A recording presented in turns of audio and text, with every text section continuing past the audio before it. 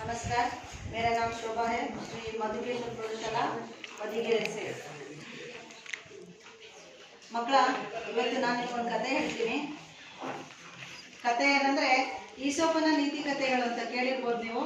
ನಾನು ಚಿಕ್ಕವಳಿದ್ದಾಗ ಕೇಳಿದ ಕತೆ ಅದನ್ನೇ ಹೇಳ್ತೀನಿ. ಅದ್ರ ಕತೆ ಮುಗಿದಾದ್ಮೇಲೆ ಒಂದು ನೀತಿ ಇರುತ್ತೆ.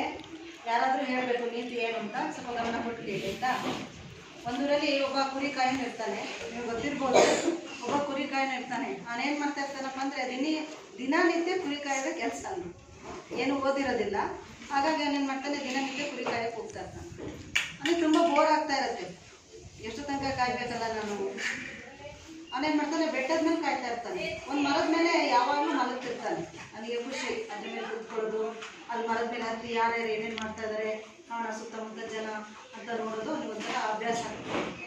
ಹೀಗೆ ನೋಡ್ತಾ ನೋಡ್ತಾ ಒಂದಿನ ಏನು ಅನ್ಸುತ್ತೆ ಅವನಿಗೆ, ಅಲ್ಲಿ ಗದ್ದೆ ಕೆಲಸ ಮಾಡ್ತಾ ಇರ್ತಾರೆ ಹೆಂಗಸರು ತುಂಬ ಜನ. ಇವರು ಎಷ್ಟು ಚೆನ್ನಾಗಿ ಕೆಲಸ ಮಾಡ್ತಾ ಇದ್ದಾರಲ್ಲ, ಎಷ್ಟು ಗಮನ ಕೊಟ್ಟು ಮಾಡ್ತಾ ಇದ್ದಾರಲ್ಲ, ಏನಾರು ಮಾಡಿ ಸ್ವಲ್ಪ ಡಿಸ್ಟರ್ಬ್ ಮಾಡಬೇಕಲ್ವಾ. ಅವರು ನನ್ನ ಕಡೆ ನೋಡೋ ಹಾಗೆ ನಾನು ಸ್ವಲ್ಪ ಏನಾರು ಮಾಡಬೇಕಲ್ಲ, ಸ್ವಲ್ಪ ಕಿತಾಪತಿ ಮಾಡಬೇಕಲ್ಲ ಅಂತ ಇವನಿಗೆ ಅನಿಸುತ್ತೆ. ಅವತ್ತೆಲ್ಲ ಯೋಚಿಸ್ತಾನೆ, ಏನು ಮಾಡೋಣ ಅಂತ. ಅದು ಸಂಜೆ ಆಗುತ್ತೆ, ಅವ್ರ ಜೊತೆಗೆ ಇವನು ಕೂಡ ಹೊರಟೋಗ್ತಾನೆ. ಅರ್ಥ ಆಯ್ತಾ. ಮಾರನೇ ದಿನ ಮತ್ತೆ ಬರ್ತಾನೆ, ಮತ್ತೆ ಕುರಿ ಹೊಡ್ಕೊಂಡು ಬರ್ತಾನೆ. ಅವಾಗ ಅವನಿಗೆ ಇವತ್ತೇನಾದ್ರು ಮಾಡಲೇಬೇಕು ನಾನು ಅಂತ ಅಂದ್ಕೊಂಡು ಮಧ್ಯಾಹ್ನ ಆದಂಗೆ ಊಟದ ಟೈಮ್ ಆಗುತ್ತೆ. ಊಟ ಮಾಡ್ತಿರ್ತಾರಲ್ಲ, ಊಟ ಮಾಡಿ ಒಂದು 5 ನಿಮಿಷ ರೆಸ್ಟ್ ಮಾಡಿ ಮತ್ತೆ ಕೆಲಸ ಮಾಡೋಕ್ಕೆ ಶುರು ಮಾಡಿದ ತಕ್ಷಣ ತೋಳ ಬಂತು, ತೋಳ ಯಾರಾದರೂ ಬಂದು ನನ್ನನ್ನು ಕಾಪಾಡಿ ಅಂತ ಅವನು ಕಿರ್ಚಿದ ರಭಸಕ್ಕೆ ಪಾಪ ಅಲ್ಲಿ ಕೆಲಸ ಮಾಡ್ತಿದ್ದಂಥ ಹೆಂಗಸರು ಗಂಡಸರು ಎಲ್ಲ ಓಡೋಡ್ಬಿಡ್ತಾರೆ.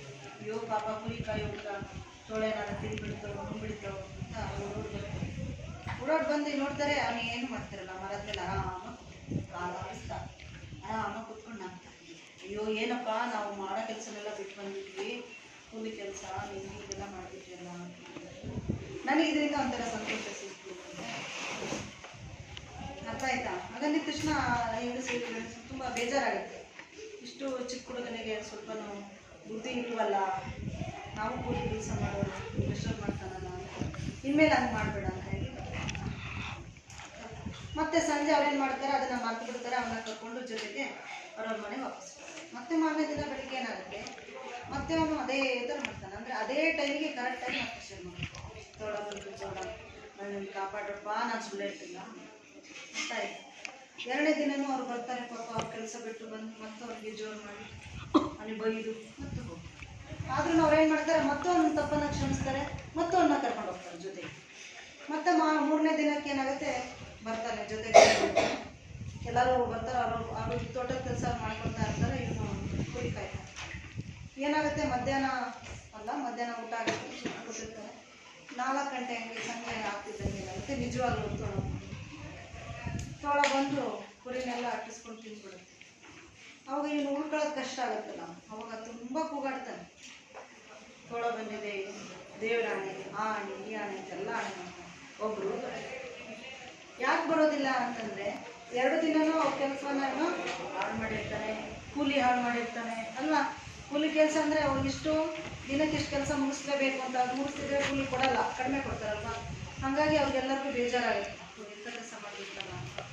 ಅವ್ನು ಯಾವಾಗ ಹಿಂಗೆ ಮಾಡ್ತಾನೆ ಬಿಡು, ತಮಾಷೆ ಮಾಡೋಕ್ಕೆ ನಮ್ಮನ್ನು ಕರೆದಿದ್ದಾನೆ, ನಾವು ಹೋಗೋದು ಬೇಡ, ನಮ್ಮ ಕೆಲಸನ ಮಾಡ್ತಾನೆ ಅಂದ್ಕೊಂಡು 6 ಗಂಟೆ ತಂದು 6:30 ಆಗುತ್ತಲ್ಲ, ಜೊತೆಗೆ ಹೋಗ್ಬೇಕಲ್ಲ ಕಾಡು ಪ್ರದೇಶದಲ್ಲಿ.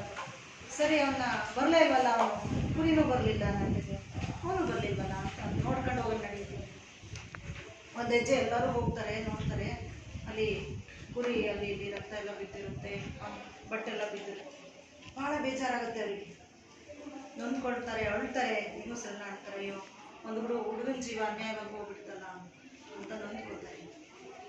ಆದರೆ ಅದರಿಂದ ಅಲ್ಲ, ಸತ್ತಿದ್ದು ಒಳ್ಳೇದ ಕೆಟ್ಟದ್ದ? ಅಷ್ಟು ದೊಡ್ಡ ಶಿಕ್ಷೆ ಬೇಕಿತ್ತ ಅವನಿಗೆ? ಆ ಶಿಕ್ಷೆ ಮಾಡ್ಕೊಂಡಿದ್ದೆ ಯಾರು? ಅವನ ಅಜ್ಞಾನವೇ ಅದಕ್ಕೆ ಕಾರಣ. ನಾವು ಒಬ್ಬರಿಗೆ 1 ದಿನ ತೊಂದರೆ ಕೊಡ್ಬೋದಷ್ಟೇ, 2ನೇ ದಿನ ಕೊಡ್ಬೋದು, 3ನೇ ದಿನ ನಾವೇ ಅನುಭವಿಸ್ತೀವಿ. ಹೌದಲ್ಲ? ಈ ಕಥೆಯಿಂದ ಏನು ಗೊತ್ತಾಗುತ್ತೆ? ಸತ್ಯ ನೀತಿ ಏನು ತಿಳ್ಕೊಂಡ್ರಿ?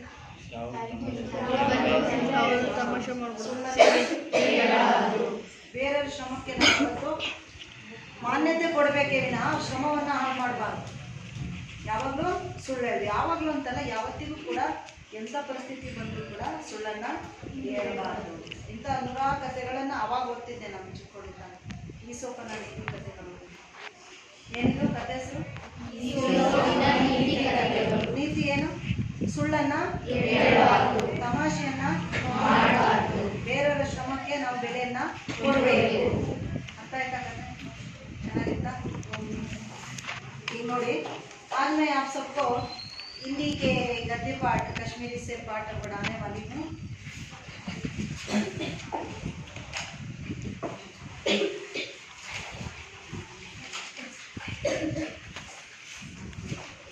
ಮಕ್ಕಳ, ನಿಮ್ಗೆಲ್ಲರಿಗೂ ಹಣ್ಣುಗಳು ಚೆನ್ನಾಗಿ ಗೊತ್ತಿದೆ ಅಂತ ಅನ್ಕೊಳ್ತೀನಿ. ಯಾವ ಹಣ್ಣನ್ನು ತಿಂದಿದ್ದೀವಿ?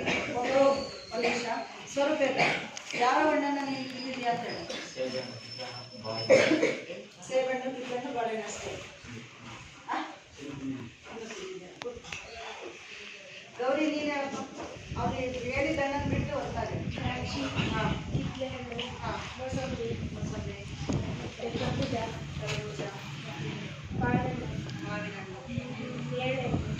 ಸಾಕು.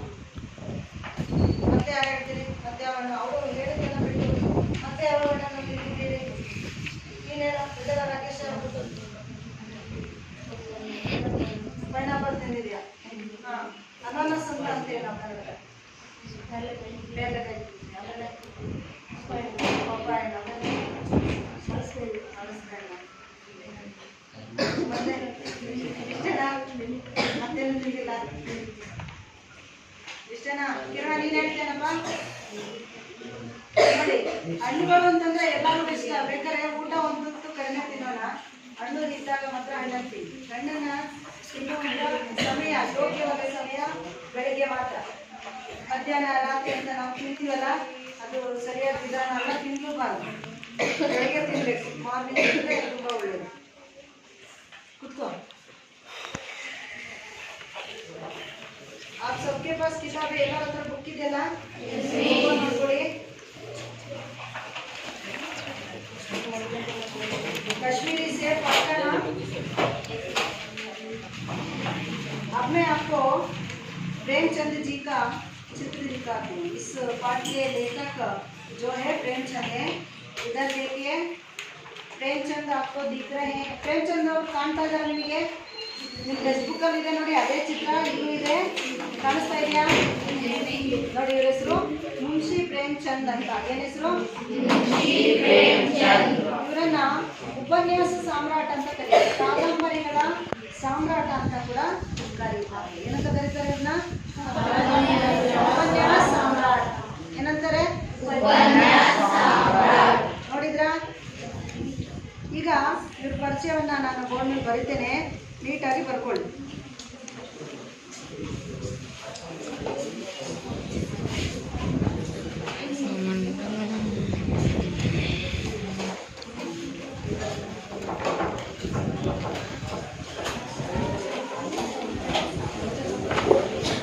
ಮಾತಾಡಬೇಡಿ.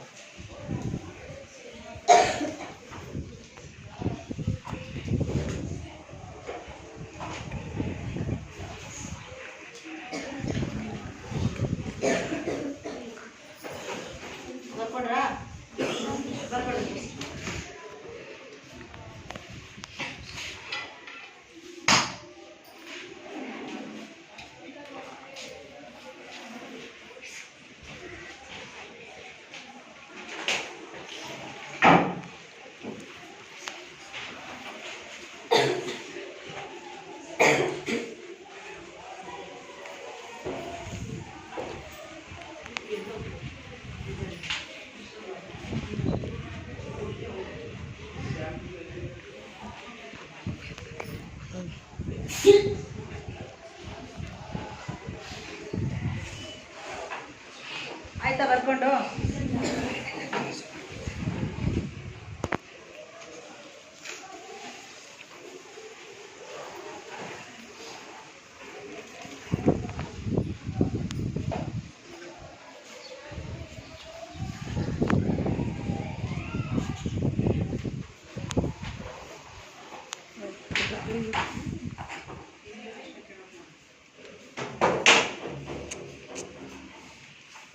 ಈಗ ಓದ್ತೀನಿ, ನೋಡ್ಕೊಳ್ಳಿ.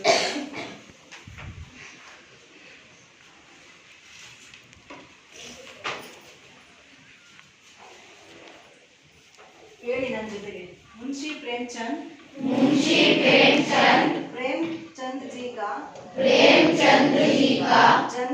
जन्म 21 जुलाई 1880 को वाराणसी में हुआ लम्ही नामक गांव में. ಅಂದ್ರೆ ಪ್ರೇಮಚಂದ್ ಜಿ ಅವರ ಜನ್ಮ ಅಂದ್ರೆ ಹುಟ್ಟಿದ್ದು 31 ಜುಲೈ 1880ರಲ್ಲಿ ವಾರಣಾಸಿಯ ಲಮ್ಹಿ ಅನ್ನುವಂತಹ ಒಂದು ಹಳ್ಳಿಯಲ್ಲಿ ಅಂತ. ವಾಸ್ತವಿಕ ನಾಮ ಧನಪತ್ ರಾಯ್ ಅಂದ್ರೆ ಅವರ ನಿಜವಾದ ಹೆಸರು ಧನಪತ್ ರಾಯ್ ಅಂತ. ಶಿಕ್ಷಾ ವಿಭಾಗ में नौकरी करते थे.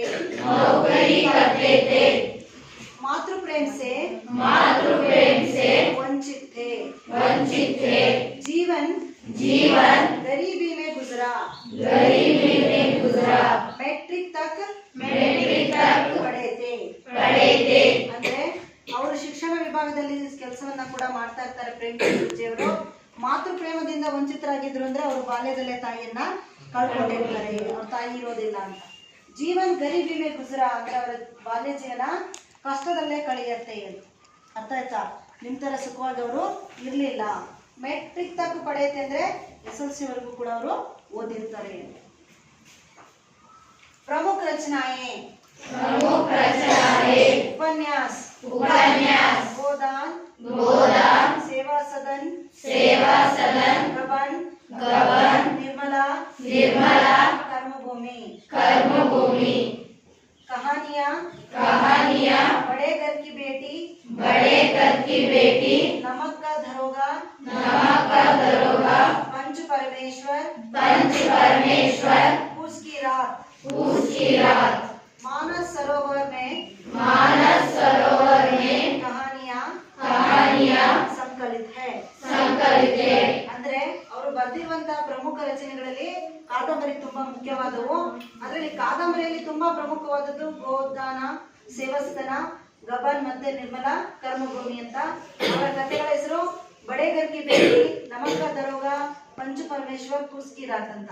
ಇವರ ಎಲ್ಲಾ ಈ ಕಥೆಗಳನ್ನ ನಾವು ಮಾನಸ ಸರೋವರ ಕಥಾ ಸಂಕಲನದಲ್ಲಿ ನೋಡಬಹುದು. ಅರ್ಥ ಆಯ್ತಾ? ಈಗ ಪರಿಚಯ. ಯಾರು ಒಬ್ರು ಬಂದು ಓದ್ಬೇಕಲ್ಲ ಈಗ ಬೋರ್ಡ್ ಮೇಲೆ ಹೊರಡತ್ರ. ಯಾರು ಬರ್ತೀರಾ? ಒಬ್ರು ಬಂದು ಓದ್ಬೇಕು. ಒಂದು ಹುಡುಗಿ ಒಂದು ಹುಡುಗ. ಬೇಗ ಬನ್ನಿ, ಬೇಗ ಬಂದು ಒಬ್ರು ಓದ್ಬೇಕು. ಹೇಳ್ಕೊಡೋದು ಬೇಡ, ನೀವು ಓದೋದ್ರೆ ಆಯ್ತು. ಬರ್ರಿ ಬೇಗ ಬೇಗ ಎದ್ದು ಬರ್ರಿ.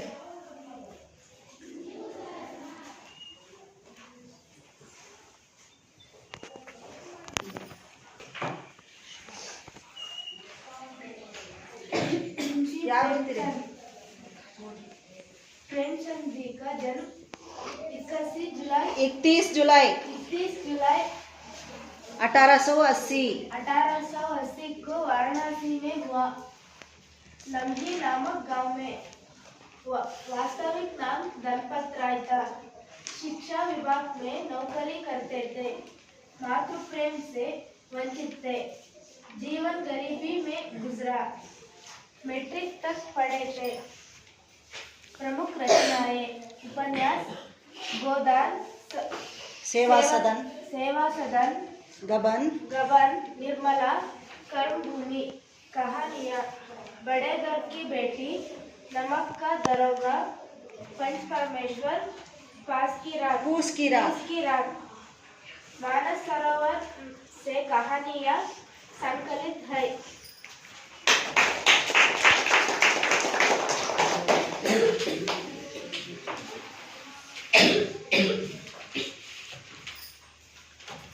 मुंशी प्रेमचंद जी का जन्म 21 जुलाई 1880 को वाराणसी में हुआ.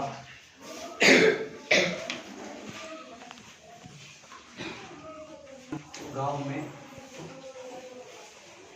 वास्तविक नाम धनपत राय था. शिक्षा विभाग में नौकरी करते थे. मातृ प्रेम से वंचित थे. जीवन गरीबी में गुजरा. मैट्रिक तक पढ़े थे. प्रेमचंद रचनाएं प्रमुख रचनाएं उपन्यास गोदान, सेवा सदन, गबन, निर्मला कर्मभूमि, कहानियां बड़े घर की बेटी, नमक का दरोगा, पंच परमेश्वर, पूस की रात, मानसरोवर से कहानियां संकलित है.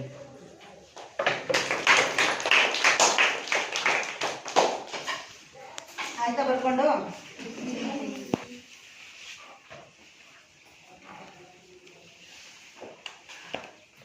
पाठ का आशय देखिए बच्चों. किताब देखिए पहले टेक्स्ट बुक ನೋಡ್ಕೊಳ್ಳಿ. ಅದರಲ್ಲಿ ಈ ಪಾಠದ ಆಶಯ ಉದ್ದೇಶ ಏನಿದೆ ಅಂತ ಪ್ರತಿಯೊಂದು ಪಾಠನೂ ಕೂಡ ಒಂದು ಮಗುವಿಗೆ ಏನಾದ್ರು ಒಳ್ಳೆ ಉದ್ದೇಶ ಇಟ್ಕೊಂಡೇ ಆಯ್ಕೆ ಮಾಡಿರ್ತಾರೆ. ಸುಮ್ಮನೆ ಅವ್ರು ಮಾಡಿರೋದಿಲ್ಲ. ಏನಾದರೂ ನೀತಿ ಇದ್ದೇ ಇರುತ್ತೆ. ಈ ಕಥೆ ಕೊಟ್ಟಿರೋ ಉದ್ದೇಶ ಏನು? इस कहानी में बाजार में लोगों के साथ होने वाली धोखेबाजी पर प्रकाश डाला गया है. ಅಂದ್ರೆ ಈ ಒಂದು ಕಥೆಯಲ್ಲಿ ಮಾರುಕಟ್ಟೆಯಲ್ಲಿ ಜನರ ಜೊತೆಗೆ ಆಗುವಂತಹ ಮೋಸ, धोखेबाजी ಅಂದ್ರೇನು, ಮೋಸದ ಬಗ್ಗೆ ಬೆಳಕನ್ನ ಚೆಲ್ಲಲಾಗಿದೆ. खरीदारी करते समय सावधानी बरतने की आवश्यकता पर जोर दिया गया है. खरीदारी ಅಂದ್ರೆ ವಸ್ತುಗಳನ್ನ ಖರೀದಿ ಮಾಡುವಾಗ ನಾವೇನ್ ಮಾಡಬೇಕು? ತುಂಬಾ ಎಚ್ಚರಿಕೆಯಿಂದ ನಮ್ಮ ಅವಶ್ಯಕತೆಗೆ ತಕ್ಕಂತೆ ನಾವು ವಸ್ತುಗಳನ್ನ ಖರೀದಿಸಬೇಕು. ಅರ್ಥ ಆಯ್ತಾ? ತೂಕದಲ್ಲಿ ಅಥವಾ ಯಾವ್ದ್ರಲ್ಲಾದ್ರೂ ಮೋಸವನ್ನು ಮಾಡೋ ಸಾಧ್ಯತೆ ಇರುತ್ತೆ ಮಾರ್ಕೆಟ್ಗಳಲ್ಲಿ ನಾವು ಹೋದಾಗ. ಅದರಿಂದ ನಾವು ದೂರ ಇರಬೇಕು. ಅರ್ಥ ಆಯ್ತಾ? नेक्स्ट पाठ नोट करिए. कल शाम को चौक में चीजें खरीदने गया। पंजाबी मेवा फरोशों की दुकानें रास्ते में ही पड़ती थी। एक दुकान पर बहुत अच्छे रंगदार गुलाबी से सजे हुए नजर आए। जी अच्छा, आजकल शिक्षित समाज में विटामिन और प्रोटीन के शब्दों में विचार करने की प्रवृत्ति हो गई है। टमाटो को पहले कोई भी ना पूछता था, अब टमाटो भोजन का आवश्यक अंग बन गया है। गाजर भी पहले गरीबों के पेट भरने की चीज थी। अमीर लोग तो उसका हलवा भी खाते थे। मगर अब पता चला है कि गाजर में भी बहुत विटामिन है, इसलिए गाजर को भी मेजों पर स्थान मिलने लगा है। सेब के विषय में तो यह कहा जाने लगा है कि एक सेब रोज खाइए तो आपको डॉक्टरों की जरूरत ना रहेगी। डॉक्टर से बचने के लिए हम नीम कौड़ी तक खाने को तैयार हो सकते हैं। सेब तो रस और स्वाद में अगर आम से बढ़कर नहीं है तो घटकर भी नहीं। सेब को यह स्थान मिल चुका है, अब वह केवल स्वाद की चीज नहीं है, उसमें गुण भी है। हमने दुकानदार से मोल भाव किया और आधा सेब मांगे। दुकानदार ने कहा, बाबूजी बड़े मजेदार सेब आए हैं, खास कश्मीर के, आप ले जाइए, खाकर तबीयत खुश हो जाएगी। मैंने रुमाल निकालकर उसे देते हुए कहा, चुन चुन कर रखना।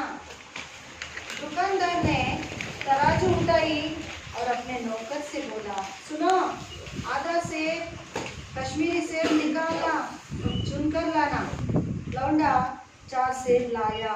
दुकानदार ने तौला, एक लिफाफे में उन्हें रखा और रुमाल में बांधकर मुझे दे दिया।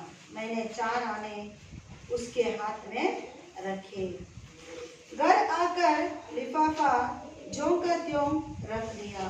रात को सेब या कोई दूसरा फल खाने का फायदा नहीं है। फल खाने का समय तो प्रातःकाल है। आज सुबह मुंह हाथ धोकर जो नाश्ता करने के लिए एक सेब निकाला तो सड़ा हुआ था। 1 रुपये का आकार का छिलका गल गया था। समझा, रात को दुकानदार ने देखा ना होगा, दूसरा निकाला, मगर यह आधा सड़ा हुआ था। अब संदेह हुआ, दुकानदार ने मुझे धोखा तो नहीं दिया है। तीसरा सेब निकाला, यह सड़ा तो ना था, मगर एक तरफ दबकर बिल्कुल पिचक गया था। चौथा देखा, वह तो बेदाग था, मगर उसमें एक काला सुराख जैसा अक्सर बैरों में होता है। काटो तो भीतर वैसे ही धब्बे जैसे बेर में होता है। एक सेब भी खाने लायक नहीं। 4 आने पैसों का इतना गम न हुआ जितना समाज के इस चारित्रिक पतन का। ಈಗ ಪಾಠ ಓದಬೇಕಲ್ಲ, ಓದಿದ ಅರ್ಥ ಆಯ್ತಾ ಸ್ಪಷ್ಟವಾಗಿ? ಕೇಳಿಸ್ತಾ? ಓದ್ಬೇಕು ಈಗ ನೀವು ಸ್ಪಷ್ಟವಾಗಿ. ಯಾರು ಓದ್ತೀರಿ? ಯಾರಾದ್ರೂ ಓದ್ಬೋದು. ಎದ್ದಳಿ, ಬೇಗ ಬೇಗ ಓದಿ. ಹರ್ಷಿತಾ ಎದ್ದ.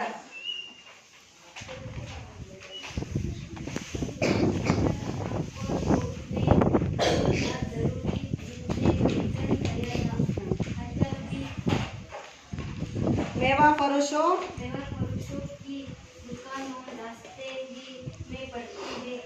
एक दुकान पर बहुत अच्छे रंगदार गुलाबी से सजे हुए नजर आए। जी ललचा उठा। आजकल शिक्षित समाज में विटामिन और प्रोटीन के शब्दों में विचार करने की प्रवृत्ति हो गई है। टमाटर को पहले कोई भी ना पूछता था, अब टमाटो भोजन का आवश्यक अंग बन गया है। गाजर भी पहले गरीबों के पेट भरने की चीज थी। अमीर लोग तो उसका हलवा खाते थे, मगर हम पता चल रही कि गाजर में भी बहुत विटामिन है, इसलिए गाजर को भी मेजों पर स्थान मिलने लगा है। नेक्स्ट रक्षिता। सेब के विषय में तो यह कहा जाने लगा है कि एक सेब रोज खा लिए तो आपको डॉक्टरों की जरूरत न रहेगी। डॉक्टर से बचने के लिए हम नीम कौड़ी तक खाने को तैयार हो सकते हैं। सेब तो रस और स्वाद में अगर आम से बढ़कर नहीं है तो घटकर भी नहीं। सेब को यहाँ नेक्स्ट है वहाँ केवल स्वाद की चीज नहीं है, उसमें गुण भी है।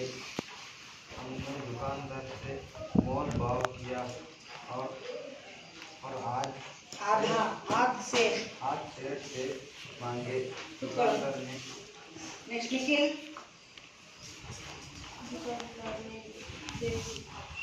ಹೆಂಗೆ ಹೇಳ್ಬೇಕದು ಓದುವಾಗ ಹೇಳ್ಬೇಕಂತ दुकानदार ने कहा बाबूजी बड़े मजेदार सेब आए हैं आ तरह दुकानदार ने कहा बाबूजी बड़े मजेदार सेब आए हैं किस पास कश्मीर के आप ले जाए कहा खाकर तबीयत तबीयत खुश हो जाएगी। खुद को नेक्स्ट भारती।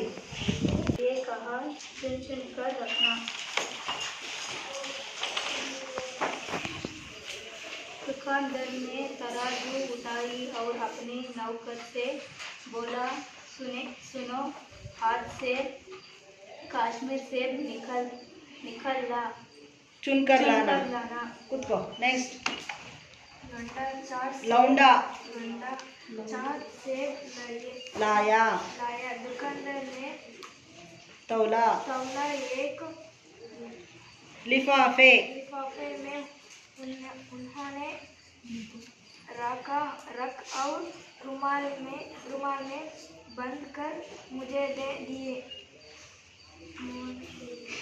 मैंने 4 आने उसके हाथ में रखे घर आकर लिफाफा जो का त्यों रख दिया। राता को सेब था, कहीं दूसरा फल कहने का कायदा नहीं है। खुद को नेक्स्ट तो खराब काला है। आज सुबह मुँह हाथ धोकर जो नाश्ता करने के लिए एक सेब निकाला तो सड़ा हुआ था। 1 रुपए के आकर का छिड़का गल गया था। समझा राता को दुकानदार ने देखा नहीं होगा, दूसरा निकला, मगर यहाँ हाथ सड़ा हुआ था। आज संदेह हुआ दुकानदार ने मुझे रोक तो नहीं दिया है। तीसरा सेब निकाला, यहाँ सड़ा तो ना था, मगर एक तरफ दबकर बिल्कुल पिचक गया था।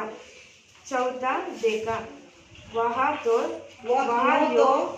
यो तो देवक था, मगर उसमें एक काला सुराख था, जैसा अक्सर बेरों में होता है। काटा तो भीतर वैसे ही दब्बे दब्बे जैसे बेर में होते हैं। एक से भी खाने लायक नहीं। ಕುತ್ಕೊಳ್ಳಪ್ಪ. ಈ ಪಾಠದಲ್ಲಿ ಬರುವಂಥ ಶಬ್ದಾರ್ಥಗಳನ್ನು ಬರಿತೀನಿ, ಬರ್ಕೊಳ್ಳಿ. ಆಮೇಲೆ ಅದರ ಅರ್ಥ ಹೇಳ್ತೀನಿ.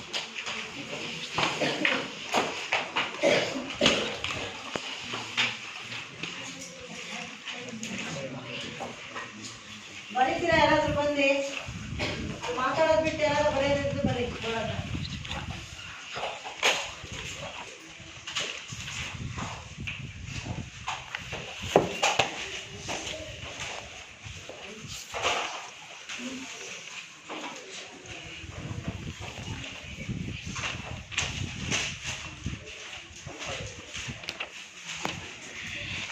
ಮೇವಾ ಫರೋಶ್ ಅಂತಂದ್ರೆ ಮೇವಾ ಯಾ ತಾಜೆ.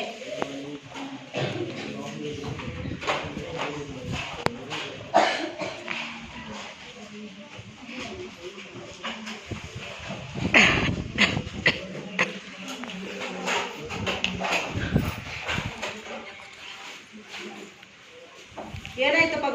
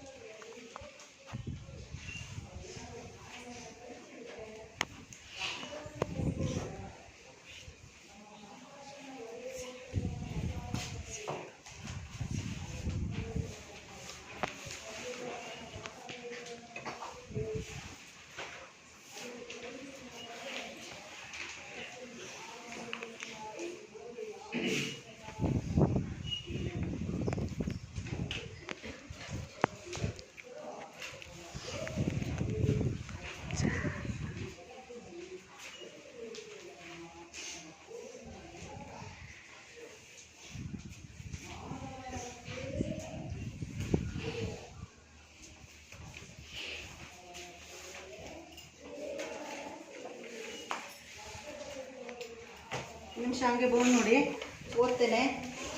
ನಾನು ಮಾಡೋ ಪಾಠಕ್ಕೆ ಬರೋದಷ್ಟೇ ಬರ್ದಿದ್ದೀನಿ, ಇನ್ನೂ ತುಂಬ ಇದೆ ಬರ್ದಿಲ್ಲ. ಮೇವಾ ಫರೋಶ್, ಮೇವಾ ಯಾ ತಾಜಾ ಫಲ್ ಬೇಚನೆ ವಾಲ. ಮೇವಾ ಫರೋಶ್ ಅಂದರೆ ಒಣಗಿದ ಹಣ್ಣು ಅಥವಾ ತಾಜಾ ಇರುವಂಥ ಹಣ್ಣನ್ನು ಮಾರಾಟ ಮಾಡೋನಿಗೆ ನಾವು ಮೇವಾ ಫರೋಶ್ ಅಂತ ಕರಿತೇವೆ. ಅರ್ಥ ಆಯ್ತಾ?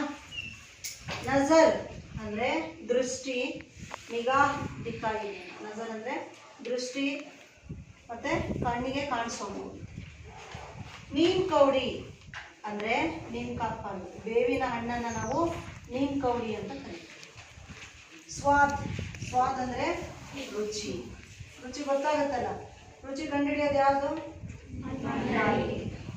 ಲೌಂಡ, ಲೌಂಡ ಅಂದರೆ ಚೋಕ್ರ ಬಾಲಕ. ಲೌಂಡ ಅಂದರೆ ಹುಡುಗ ಅಂತ, ಬಾಲಕ ಅಂತ ಉರ್ದು ಭಾಷೆ ಶಬ್ದ. ಮೋಲ್ ಭಾವ್, ಮೋಲ್ ಭಾವ್ ಅಂದರೆ ಮೂಲ್ಯ, ಕೀಮತ್, ದಾಮ್.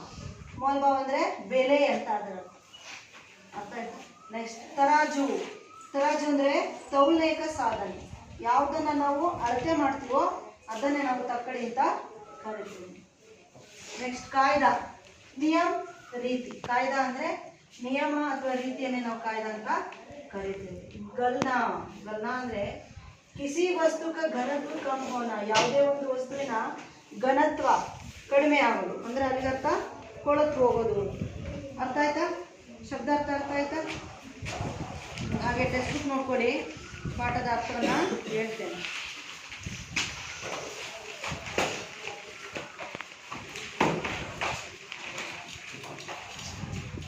कल शाम को चौक में 2-4 जरूरी चीजें खरीदने गया था. ಅಂದರೆ ನಿನ್ನೆ ಸಂಜೆ ಚೌಕ್ ಮೇ ಅಂದರೆ ಸರ್ಕಲ್ನಲ್ಲಿ ಅಥವಾ ಮಾರ್ಕೆಟ್ನಲ್ಲಿ 2-3 ವಸ್ತುಗಳನ್ನು ಖರೀದಿ ಮಾಡೋದಕ್ಕೆ ಲೇಖಕರು ಹೋಗಿ.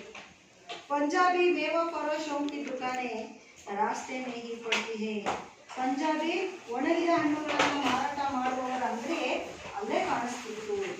ಏಕ್ ದುಕಾನ್ ಪರ್ ಬಹುತ್ ಅಚ್ಚೆ ರಂಗದಾರ್ ಗುಲಾಬಿ ಸೇ ಸಜೆ ಹುಯೆ ನಜರ್ ಆಯೆ. ಒಂದು ಅಂಗಡಿಯಲ್ಲಿ ತುಂಬ ಬಣ್ಣ ಬಣ್ಣದ ಗುಲಾಬಿ ಬಣ್ಣದ ಸೇಬುಗಳು ಅಲಂಕೃತವಾಗಿದ್ದು, ಸಜೆ ಅಂದರೆ ಅಲಂಕೃತವಾಗಿದ್ದು ಇವರ ಕಣ್ಣಿಗೆ ಕಾಣಿಸುತ್ತೆ. ಜಿ ಲಂಚಾ ಊಟ. ಅಲಂಕಾರಗೊಂಡಿದ್ದಂಥ ಸೇಬು ಹಣ್ಣುಗಳನ್ನು ನೋಡಿ ಇವರಿಗೆ ತುಂಬ ಆಸೆ ಆಗುತ್ತೆ. आजकल शिक्षित समाज में विटामिन और प्रोटीन के शब्दों में विचार करने की प्रवृत्ति हो गई है. ಅಂಡರ್ಲೈನ್ ಮಾಡ್ಕೊಳ್ಳಿ. ಏನಂತ ಹೇಳ್ತಾರೆ, ಆಜ್ಕಲ್ ಇಂದಿನ ಶಿಕ್ಷಿತ ಸಮಾಜದಲ್ಲಿ ಪ್ರೋಟೀನ್ ಮತ್ತು ವಿಟಾಮಿನ್ ಶಬ್ದಗಳ ಬಗ್ಗೆ ವಿಚಾರ ಮಾಡುವಂಥ ಪ್ರವೃತ್ತಿ ಇವಾಗಿನ ಮಕ್ಕಳಿಗೆ ಬೆಳೆದು ಬಂದಿದೆ. ಯಾವುದೇ ಒಂದು ವಸ್ತುವನ್ನು ತಿನ್ನೋಕ್ಕಿಂತ ಮುಂಚೆ ಇದರಿಂದ ಏನು ಸಿಗುತ್ತೆ, ಪ್ರೋಟೀನ್ ಸಿಗುತ್ತಾ, ವಿಟಾಮಿನ್ ಸಿಗುತ್ತಾ, ಇದು ನಮಗೆ ಒಳ್ಳೆಯದಾ ಅಂತ ಯೋಚನೆ ಮಾಡಿ ನಾವು ತಿನ್ನುವಷ್ಟರ ಮಟ್ಟಿಗೆ ಬದಲಾಗಿದ್ದೇವೆ. ಟೊಮೊಟೊ ಪಲ್ಲೆ ಕೋಯಿ ಬಿ ನಾ ಪೂಜ್ತಾ ತಾ. ಟೊಮೊಟೊ ಹಣ್ಣನ್ನು ಮೊದಲು ಯಾರೂ ಕೂಡ ಕೇಳ್ತಿರ್ಲಿಲ್ಲ. अब ಟೊಮೊಟೊ ಭೋಜನ का एक आवश्यक अंग बन गया है. ಆದರೆ ಟೊಮೊಟೊ ಹಣ್ಣು ಇವಾಗ ಭೋಜನಕ್ಕೆ ಅಗತ್ಯವಾಗಿ ಬೇಕಾದಂಥ ಒಂದು ತರಕಾರಿಯಾಗಿ ಬದಲಾಗಿದೆ. ಗಾಜರ್ ಬಿ ಪಹಲೆ ಗರೀಬೋಂ ಕೆ ಪೇಟ್ ಭರ್ನೆ ಕಿ ಚೀಸ್ ಥಿ. ಗಾಜರ್ ಅಂದ್ರೇನು, ಗಜ್ಜರಿ, ಕ್ಯಾರೆಟ್ ಅಂತ ಏನು ಹೇಳ್ತೀವೋ ಅದು ಕೂಡ ಮೊದಲು ಬಡವರ ಹೊಟ್ಟೆಯನ್ನು ತುಂಬಿಸುವಂಥ ಒಂದು ತರಕಾರಿಯಾಗಿತ್ತು. ಅಮೀರ್ ಲೋಗ್ ತೋ ಉಸ್ಕಾ ಹಲ್ವಾ ಹಿ ಖಾತೆ ಥೇ. ಅಮೀರ್, ಅಮೀರ್ ಅಂದ್ರೇನು, ಶ್ರೀಮಂತರು. ಶ್ರೀಮಂತ ಜನರು ಏನಕ್ಕೆ ಬಳಸ್ತಾ ಇದ್ರು ಕ್ಯಾರೆಟ್ ಅನ್ನ ಅಂದರೆ ಬರೀ ಹಲ್ವಾಗ್ ಮಾತ್ರ ಬಳಸ್ತಾ ಇದ್ರು. मगर अब पता चला है कि गाजर में भी बहुत विटामिन है. ಆದರೆ ಇವತ್ತು ನಮಗೆ ಚೆನ್ನಾಗಿ ಗೊತ್ತಾಗಿದೆ ಕ್ಯಾರೆಟ್ನಲ್ಲೂ ಕೂಡ ತುಂಬ ವಿಟಾಮಿನ್ಗಳಿವೆ. ಕಣ್ಣಿನ ದೃಷ್ಟಿ ಯಾರಿಗೆ ಕಡಿಮೆ ಇರುತ್ತೋ ಅವರು ಕ್ಯಾರೆಟನ್ನು ಪ್ರತಿನಿತ್ಯ ಜ್ಯೂಸ್ ಕುಡಿದ್ರೆ ತುಂಬ ಕಣ್ಣಿನ ದೃಷ್ಟಿ ಚೆನ್ನಾಗಾಗತ್ತೆ. इसलिए गाजर को भी मेजों पर स्थान मिलने लगा है. ಎಲ್ಲ ಅಂಶಗಳು ಇರೋದ್ರಿಂದ ಕ್ಯಾರೆಟ್ಗೂ ಕೂಡ ಟೇಬಲ್ ಮೇಲೆ, ಡೈನಿಂಗ್ ಟೇಬಲ್ ಮೇಲೆ ಜಾಗ ಸಿಕ್ಕಿದೆ. सेब के विषय में तो यह कहा जाने लगा है कि एक सेब रोज खाइए तो आपको डॉक्टरों की जरूरत ना रहेगी. ಸೇಬಿನ ವಿಷಯದಲ್ಲಿ ಏನು ಹೇಳ್ತಾರಪ್ಪ ಅಂದರೆ, ಪ್ರತಿನಿತ್ಯ ಒಂದು ಸೇಬನ್ನು ತಿಂದಿದ್ದೆ ಆದರೆ ನೀವು ಡಾಕ್ಟರ್ ಹತ್ರ ಹೋಗೋದೇ ಬೇಡ. ಅರ್ಥ ಆಯ್ತಾ? ನೋಡಿ, ಈ ಇಷ್ಟು ಪಾಠ ಮಾಡಿದ್ನಲ್ಲ, ಇಷ್ಟಕ್ಕೆ 2 ಪ್ರಶ್ನೆ ಹೇಳ್ತೀನಿ, ಬರ್ಕೊಳ್ಳಿ. 2 ಪ್ರಶ್ನೆ ಗೃಹ ಕಾರ್ಯ ಅಂತ ನಾಳೆ ಬರ್ಕೊಂಡು ಬನ್ನಿ, ಆಯ್ತಾ? ಮೊದಲನೇ ಪ್ರಶ್ನೆ,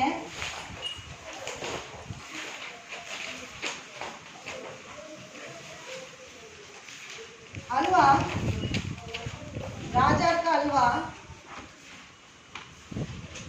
गाजर का हलवा कौन खाते थे? गाजर का हलवा कौन खाते थे? ಎರಡನೇದು, सेब के उपयोग के बारे में लिखिए. ಎರಡನೇ ಪ್ರಶ್ನೆ, सेब के उपयोग के बारे में लिखिए.